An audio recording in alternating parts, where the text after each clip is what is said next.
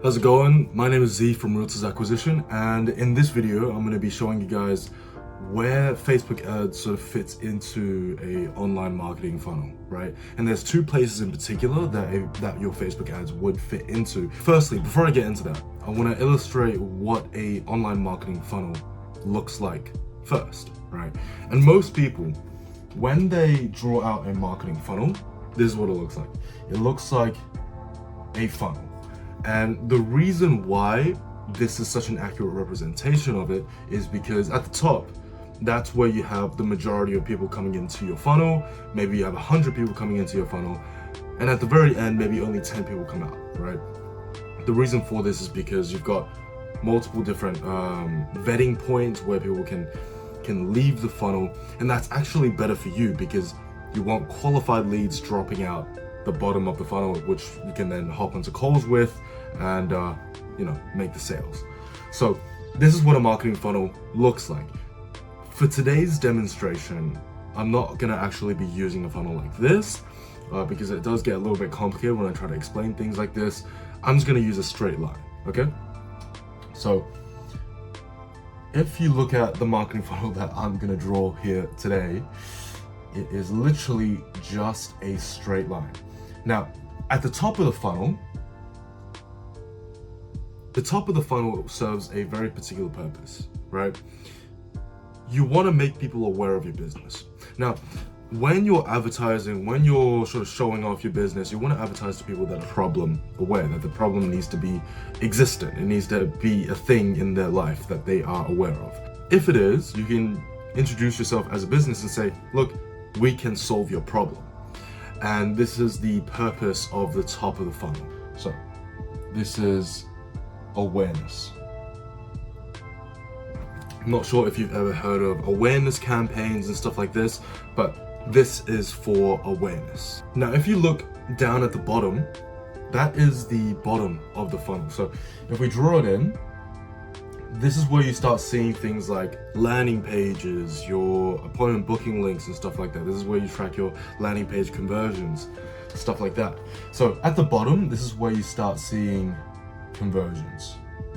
The middle of the funnel is where 90% of your efforts should be placed on. So if we draw it on the line that we've already drawn here, it's not going to look like a square, and it's more going to look like a super long rectangle, like a hot dog. The reason for this is because the middle of the funnel does the majority of the heavy lifting when it comes to your marketing. It is where people start to trust you more. It is where people begin to gravitate towards your business as opposed to someone else's. It's where when people have more of the urge to work with a business that can solve their problem, they're more likely to come to you. 90% of your marketing should be designated towards the middle of the funnel. And this is where you start to see things like your email marketing, your retargeting campaigns, even follow-up calls. It's just to make sure that people are still engaged with your business, right? So this is the middle of the funnel. Facebook ads should fit into two places of the marketing funnel. It should fit into the top of the funnel, and it should fit into the middle of the funnel. At the top of the funnel, this is where you start seeing ads like just your offer, right? It's ads that just kind of explains the dynamic of your business. So this is where you give your offer. Some people are gonna be interested, some people are gonna engage with the ads, some people are not. That is completely fine. That is separating the people that are problem aware and the people that are problem unaware, or the people that don't have the problem, right? That is completely fine. The reason why Facebook ads is so amazing for the middle of the funnel is because you can actually break down psychological barriers one by one. And there are two psychological barriers that are very, very important to break down. Number one is trust. Do they trust that you can deliver the service? Do they trust that you even know what you're doing? Number two is fear. People confuse trust and fear quite a lot when it comes to marketing, but they cannot be more different. Trust is people looking at you and saying, can you even do what you say that you do, right?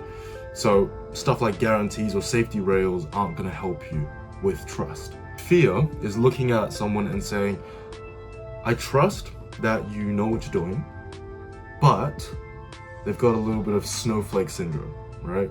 They think that, okay, you can do this for other people, but I don't know whether or not you can do it for me. I'm in this unique situation where I'm doing this, I'm doing this, I'm doing this. I don't know whether or not you can do it for me. Trust is much harder to address than fear. Fear you can address with guarantees, with safety rails. That's completely fine.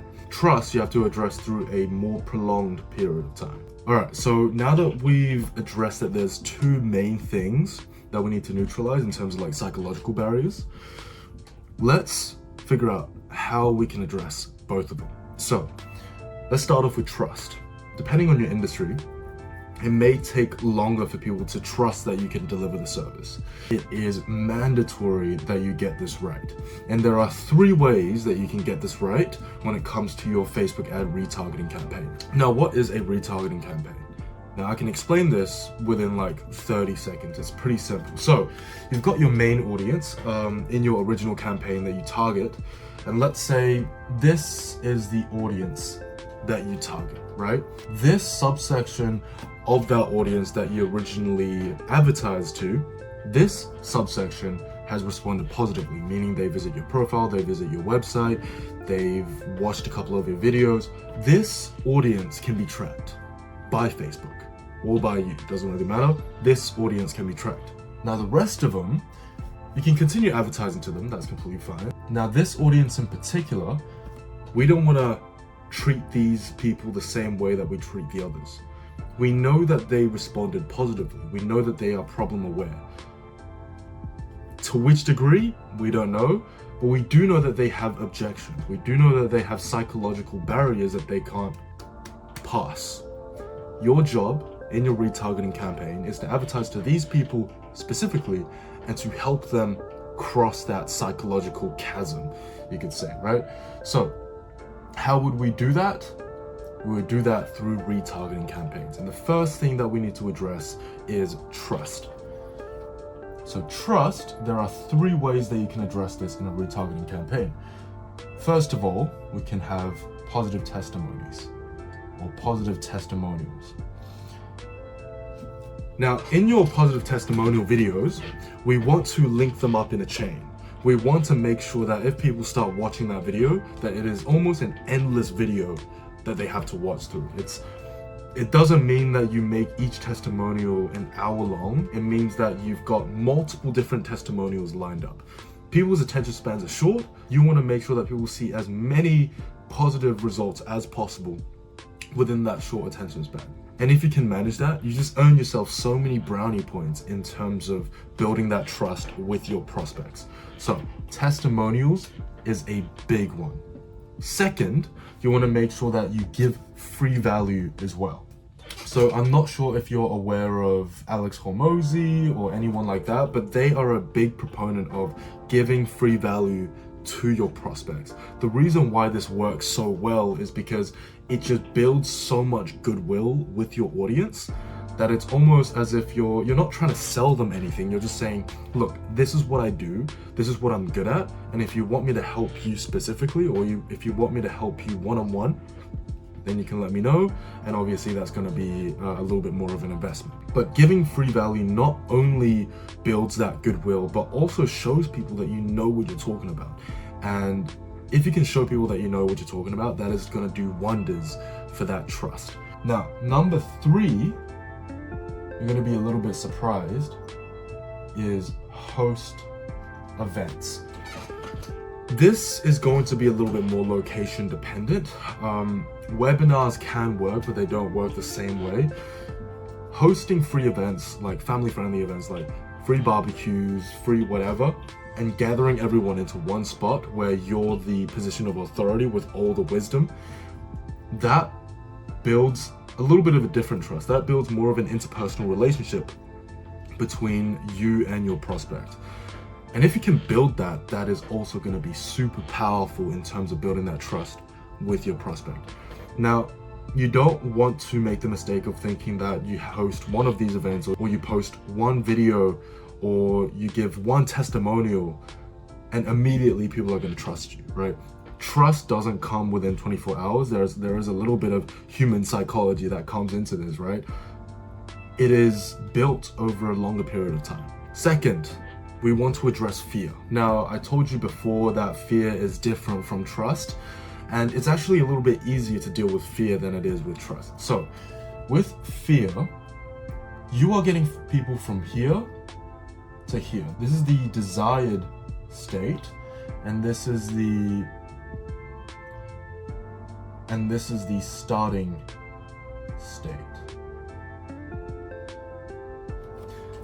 You are getting people from here to here. So basically, your business is a step ladder, or your business is a set of stairs that gets people from A to B. If people feel like there is a massive chance for them particularly to climb a couple steps and fall, they are going to have a lot of fear when it comes to doing business with you. If people have full confidence that even if they do start slipping, that there is a safety rail that protects them from falling, they are going to have so much more confidence in working with you, right? Fear is almost like this snowflake syndrome, where people understand that, you've helped other people before, but what about them? Maybe their situation is different. Maybe they'll fall off the steps. This safety rail protects them, and that safety rail is in the form of some sort of guarantee, money back guarantee, or performance guarantee, some sort of guarantee to make sure that they do not fall off the steps, right? So if that's the case, then they know psychologically they can see themselves getting to the very end. So that's all well and good, but what do you actually provide in your ads? What do you actually show in your retargeting ads? What you want to show is the guarantee itself, right? People already know your offer. You can restate it once or twice, but people want to know your guarantee. People want to know what safety railing they have when it comes to your business, when it comes to your offer. So you want to highlight the safety rail. Obviously, you got the steps here, but you want to highlight that you've got a few safety rails with your offer, that even if they do start slipping, that you're here to grab their hand, pick them back up, and make sure that they get from A to B. And if you can communicate that in your retargeting ads, it is going to be so much easier for a prospect to work with you. If you've done that in your retargeting campaign, building that trust, making sure that they have nothing to fear, you've just completed that middle of the funnel, that 90% of that marketing funnel. So at the very end, at the bottom, that's when people convert, that's where people do all this. That's the easy bit, that's 1%, that's the easy bit. So many business owners, they focus on top of the funnel and the bottom of the funnel, right? Top of the funnel, making people aware of your business, bottom of the funnel, closing. But the middle of the funnel is where you make sure that people trust you, and you make sure that people don't have any concerns when it comes to your offer. So that's 90% of the marketing, and so many business owners don't have the patience to maintain that. So if you do have the patience to maintain that, you are going to make leaps and bounds ahead of all of the other competitors in your industry. So I hope that helped you understand where you can use Facebook ads in your online marketing funnel.